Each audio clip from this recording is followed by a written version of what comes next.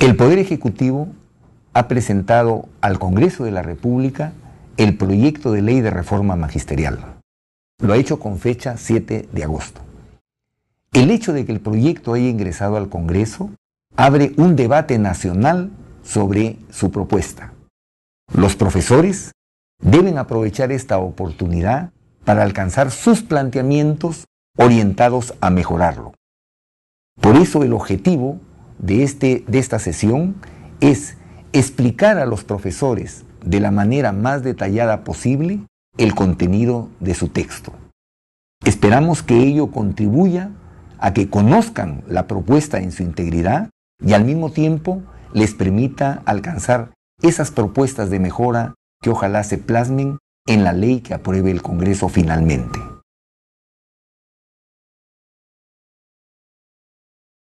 Este proyecto de ley de reforma magisterial, ¿a quiénes comprende? Están comprendidos en él todos los profesores que laboran en la etapa básica del sistema educativo. Esto supone al profesor que labora en la modalidad de educación básica regular, en inicial, primaria, secundaria, en la modalidad de educación básica alternativa, en la modalidad de educación básica especial, en la llamada forma de educación técnico-productiva. Todos estos profesores que laboran en la escuela pública están comprendidos en este proyecto de ley. También están comprendidos, pero de manera transitoria, los profesores que laboran en los institutos y escuelas de educación superior. ¿Y por qué de manera transitoria?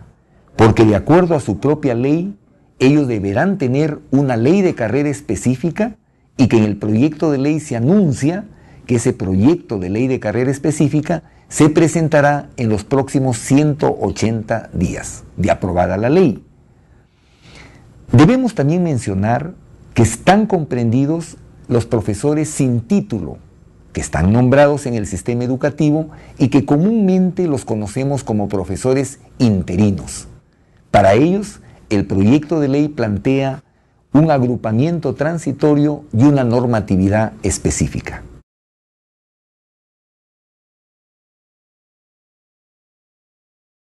Esta nueva ley de reforma magisterial plantea una nueva estructura de la carrera magisterial. Sus componentes. ¿Cuáles son sus componentes? Por un lado, los niveles magisteriales y por otro lado, las áreas donde el profesor puede desempeñar su tarea cotidiana. En términos de niveles, los profesores tendrán en esta carrera no 5 niveles magisteriales como es actualmente, sino 8 niveles magisteriales. ¿Por qué 8 niveles magisteriales?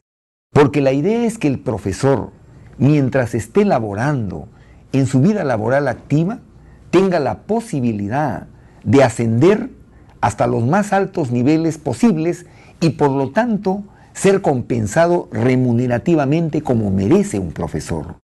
Por eso se plantean 8 niveles que le permitirán al profesor, en un término de 30 años de vida laboral activa, ganar más del doble de su remuneración, 2.60 veces lo que representa el primer nivel.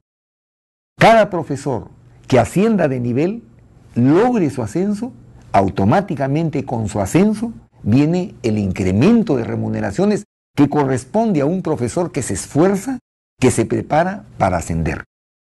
Por lo tanto, esos 8 niveles de la carrera permiten ese movimiento vertical de los profesores que quieren hacer carrera como profesores del Perú. Pero viene la segunda pregunta. Si esos son los niveles, ¿en qué áreas me puedo desempeñar como profesor? Yo soy un profesor, ¿qué posibilidades me abre el Estado para trabajar? La más conocida es nuestra labor en el aula, como profesores de asignatura, como profesores de un determinado grado de estudios en primaria. Esa posibilidad se sigue manteniendo y será mejor pagada. También se mantiene esa área que me permitía ser un cuadro directivo de mi institución educativa. Yo podía ser y puedo ser director de centro educativo, subdirector de centro educativo. Es el área que le conocemos como el área de gestión institucional. En esta área hay una innovación importante. Hoy día podrá un profesor de carrera, por concurso, ser el director de la UGEL, O sea, para ser director de UGEL, yo debo ser de la carrera y debo postular para que nuestros mejores docentes dirijan las diferentes UGELes de nuestro país. Inclusive hay otros cargos importantes administrativos en UGEL. El director de gestión pedagógica, por ejemplo, el especialista en educación.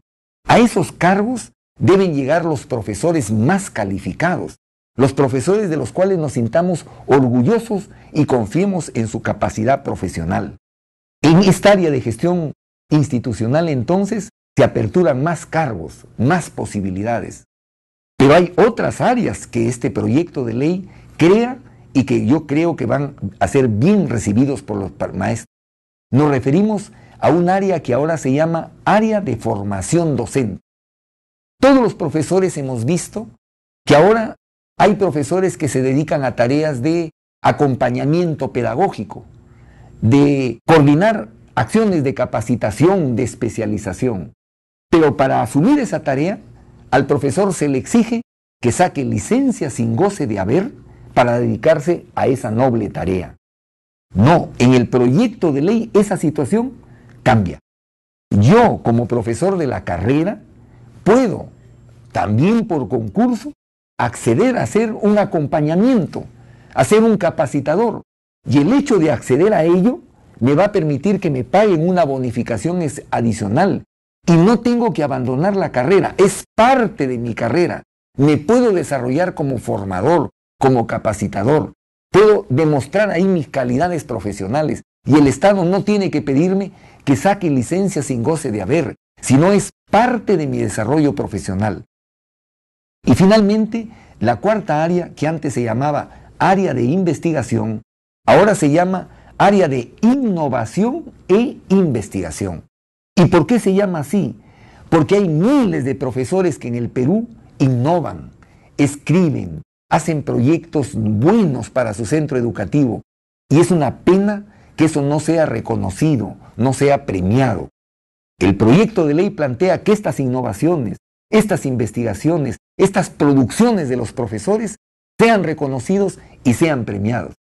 Por eso este proyecto de ley, que plantea 8 niveles y que plantea estas 4 áreas de trabajo, tiende a potenciar a los profesores que laboran en la escuela pública y que vean premiados sus esfuerzos, que se sientan profesionales mejor realizados. Ese es el sentido de esta nueva estructura de la carrera pública magisterial.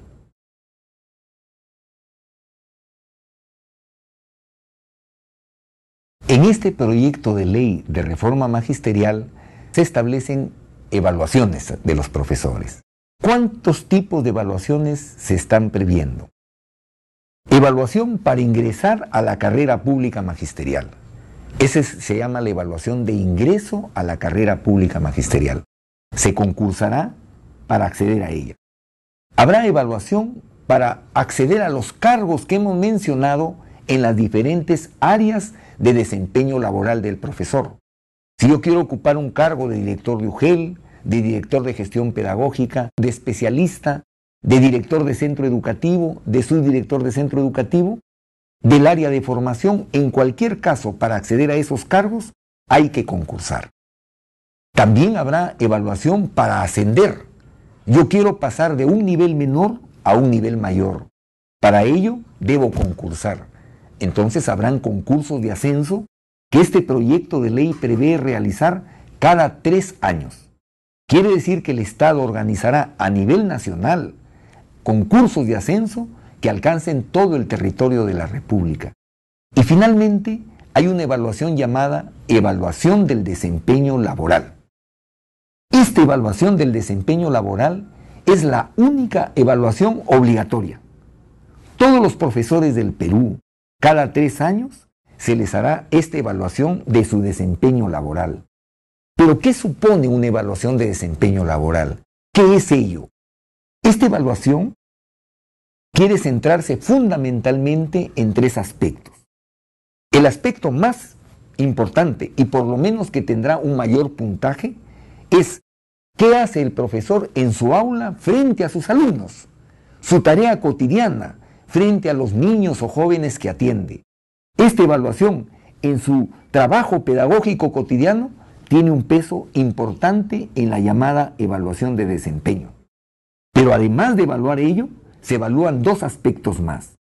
Uno es su conocimiento de la teoría pedagógica, su conocimiento de las materias que enseña, del grado de estudios que enseña, su dominio en ello. Sabemos que los profesores conocen las materias que enseñan. Muchos se esfuerzan por dominarla de la mejor manera. Ello será valorado y lógicamente evaluado. Y el tercer aspecto que será considerado es todo el esfuerzo que ha hecho el profesor por formarse. ¿Cuántos profesores estudian?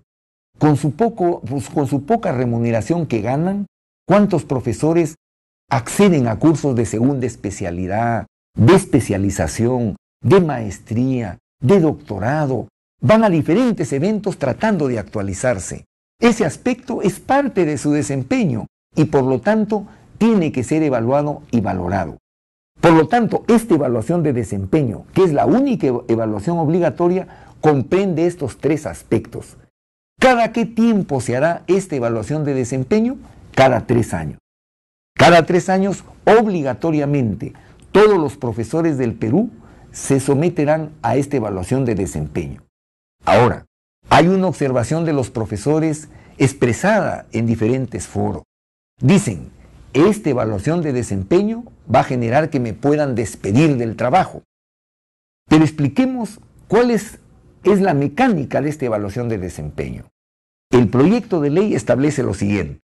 Si a mí me evalúan en esta evaluación de desempeño con los 3 criterios señalados, y en el hipotético caso que yo desapruebe, dice el proyecto de ley, el Ministerio de Educación capacitará a este profesor para que en el término máximo de 1 año pueda superar esas deficiencias y pueda ser evaluado nuevamente.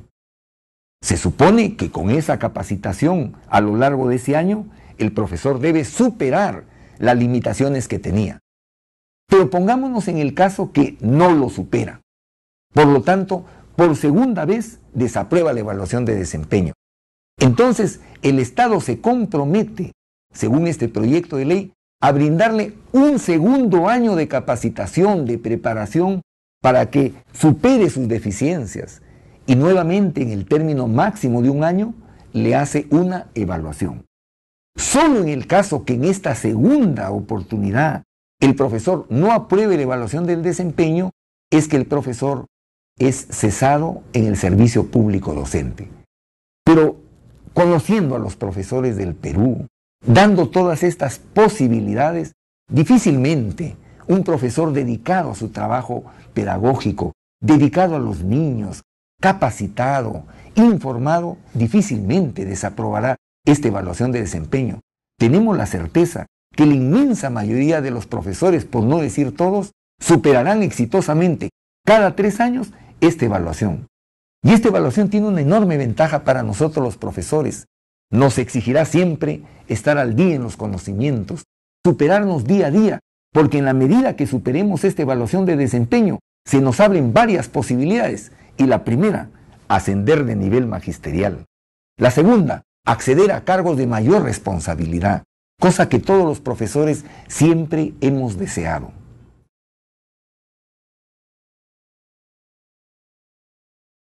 ¿Qué plantea el proyecto de reforma magisterial respecto a las remuneraciones? Las remuneraciones siempre han sido un aspecto crítico para el Magisterio Nacional. ¿Qué plantea el proyecto? Primero, simplificar las remuneraciones de todos los profesores y ordenar esas remuneraciones. Para tal fin, las remuneraciones se organizan en 2 conceptos centrales. 1. La llamada remuneración íntegra mensual, popularmente reconocida como la RIM. Esta remuneración íntegra mensual va a representar la principal remuneración de todos los profesores del Perú. Se paga una RIM en todos los niveles magisteriales. Se paga una RIM diferenciada según la jornada de trabajo. Ejemplo, si soy profesor de inicial, de primaria, o de especial, yo recibiré una asignación, una RIN que corresponde a una jornada de 30 horas pedagógicas. Si soy un profesor de secundaria, mi RIN será una RIN de 24 horas pedagógicas. Si soy un personal jerárquico o directivo, mi RIN será de 40 horas pedagógicas. Por lo tanto, todos los profesores en los diferentes niveles magisteriales y en las diferentes jornadas de trabajo tendrán su RIN, su remuneración íntegra mensual. Esta remuneración debe ser fuerte porque ahí le estamos pagando a cada profesor el preparar clase, el desarrollar sus clases, el evaluar sus clases, en coordinar con los padres de familia, en hacer sus actividades extracurriculares. Todo ello tenemos que valorarlo y colocar ese monto en el RIN. Pero junto con la RIN también vienen las llamadas asignaciones. O sea, que son pagos además de la RIN. ¿Quiénes percibirían esas asignaciones? Esas asignaciones las pueden percibir muchos profesores y para ello el proyecto de ley establece 3 situaciones posibles. 3 situaciones posibles para recibir estas asignaciones. Primera situación, el ocupar cargos. Si usted ocupa un cargo, como los ejemplos que hemos dado de director de UGEL, de director de centro educativo, de personal jerárquico y otros, por ese cargo usted recibirá un monto como asignación adicional a su RIN. Podría haber otra situación. Yo soy un profesor que laboro en zonas rurales o en zonas de frontera. Si laboro en zonas rurales o zonas de frontera, yo tengo derecho a que me den una asignación porque mi condición territorial donde laboro es diferente a una condición urbana. Pero también puedo recibir asignaciones por las características de la institución educativa. Hay instituciones educativas en nuestra patria que son instituciones unidocentes. Un solo profesor atiende a niños de diferentes grados. Ese profesor hace un esfuerzo más allá de lo normal, merece una asignación.